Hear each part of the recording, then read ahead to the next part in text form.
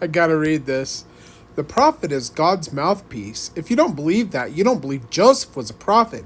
And if Joseph was not a prophet, the Book of Mormon is not true and all hope is lost. Oh my gosh.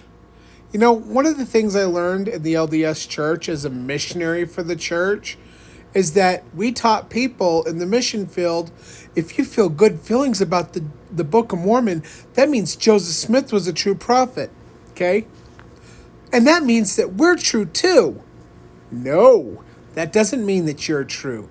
That just means that you have a book that comes from God and you accept Joseph as a true prophet. But Doctrine and Covenants section 124 says, build a temple whereby the Father can come dwell therein, that he may restore that which is lost unto you, or that which is taken away, even the fullness of the priesthood. Later on it says, if you don't do these things, you'll be rejected as a church with your dead. The Father never came to the temple. Jesus never came to the temple. No heavenly messenger ever came to the temple to restore the fullness of the priesthood. In fact, the temple was never finished. So when Jesus says, I will reject the church with your dead if you're not obedient to the things that you have been commanded to do, and then you don't do the things that you've been commanded to do, that means he rejected the church with their dead, which means the LDS Church is living on a lie, which means that all of the breakoffs of the LDS Church are living on a lie, which means that every group that came out of Nauvoo is all living on a lie. Because guess what? When Jesus says, if you don't do what I tell you to do, and then you don't do what he said, and he says he'll reject the church, that's exactly what he does.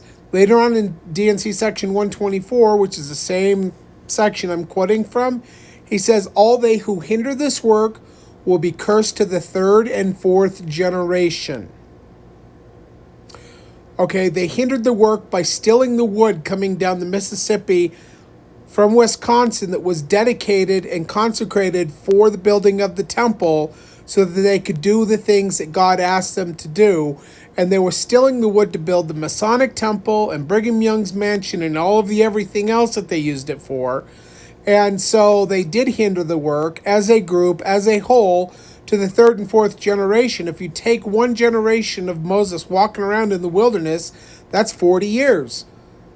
4 generations is 160 years. So every single church from 1844 to 2004 is full of crap.